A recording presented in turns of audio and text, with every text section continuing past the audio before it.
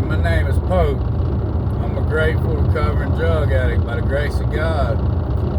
I want to share something this morning about some things I went through in my life in the past, which led me to fentanyl. You know, I lived most of my life bounded by alcohol, different things like that. But back in 2017, my dad was diagnosed with stage 4 lung cancer. He moved back home to live the rest of his life and battle the cancer and all. Well, my relationship was kind of falling apart too. The girl I love the most, you know. But so I moved back home with my dad, stay with him some, and try to help take care of him, things he was going through in his life. Well, fast forward a good bit, he passes away. After he passed away, that's when my relationship really went to shit. So I had a lot on me at one time there. I lost my dad. I spent most of my life with him. Just about every day of my life, I had my dad in my life, you know. We was real close. He was my best friend.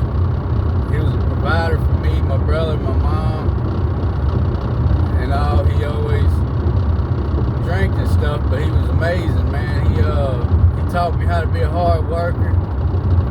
He taught me to be good to people, try to be respectful. He taught me a lot, man. I spent many days out there oystering with him and working, you know. We did a lot of things out in the yard together, working on vehicles. Me, him, and my brother, we spent a good bit of time together. So I was pretty close to him. I mean, I was really close to him. And when I lost him, man, that took a lot out of me right there, let alone I lost my true love, you know. So needless to say, I ventured into doing fentanyl because it numbed the pain. Other drugs didn't seem to help too much. Alcohol, things like that, it wasn't strong enough. It just didn't numb the pain. So I got on fentanyl 2017, smoked it off and on pretty much my whole rest of my life since I've been living since 2017. It's been miserable, man. Everything I had, it took from me, and it began taking a toll on me and my kids' relationship. It impacted us a lot. It robbed us from a lot of time, a lot of fun things we could have did. So I'm in and out of jail throughout the past 15 years. I've been in and out of jail, paying fines and stuff. It's really impacted my life a lot, and today I'm just now overcoming some of that. My life's not like it was then. I got my driver's license back, something I hadn't had in a long time, you know. I was always walking down the road, just didn't have much hope, you know. To tell you the truth, I've seen many times where I wished I was dead, and I died from fentanyl, and they would bring me back to Norcare and whatnot.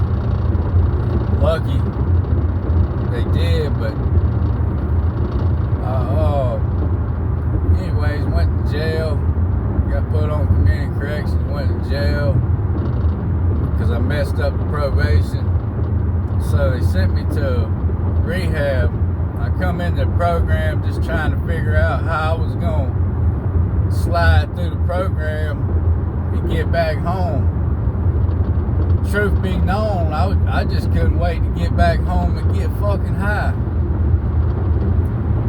And I didn't even realize that.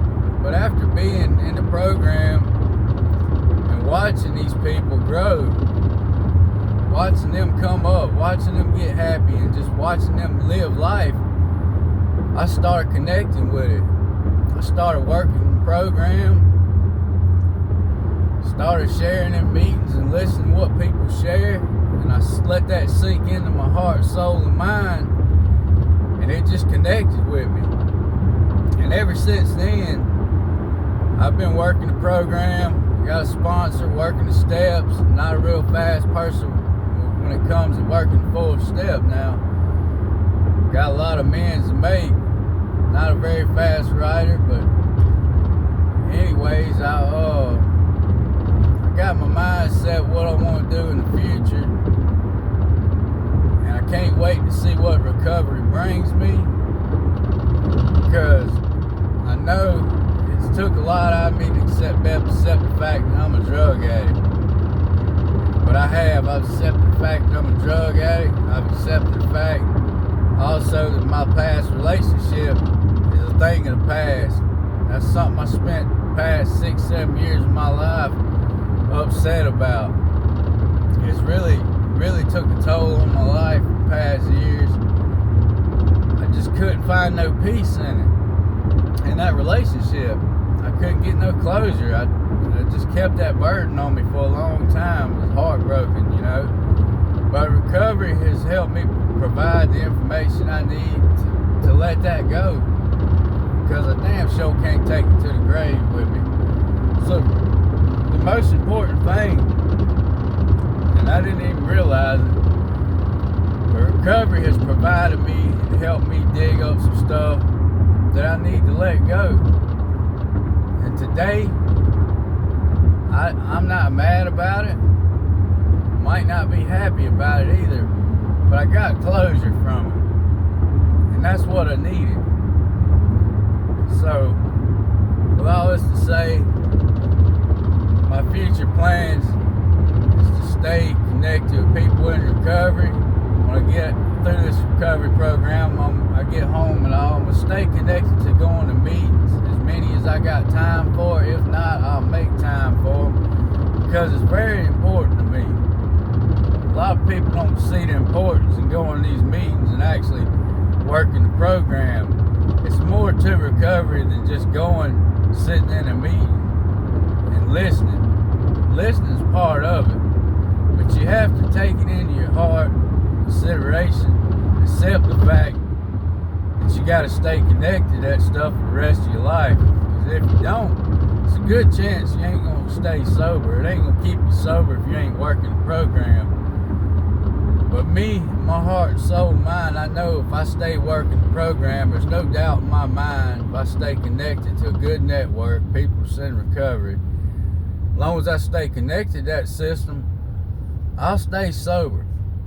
And if I live the rest of my life, however long that is, if I die a sober man, going to meetings and working the program, stay connected to recovery, maybe be able to share some things that help some people, save some families, save some lives, things like that, man. Maybe save some kids a lot of pain too, you know. My heart goes out to kids and families. But I really like to see people that see things that they do wrong and try to fix it, because that shows you got heart, and that shows that you're trying. And as long as you're trying and you seeing those things that you're doing wrong, it's a good chance you got a lot of hope in your heart and you can make it. But it's important that you find the right resources and help and actually work the program and mean it, because just talking about it and doing it's two different things. But I hope someone can get something from this. Thanks.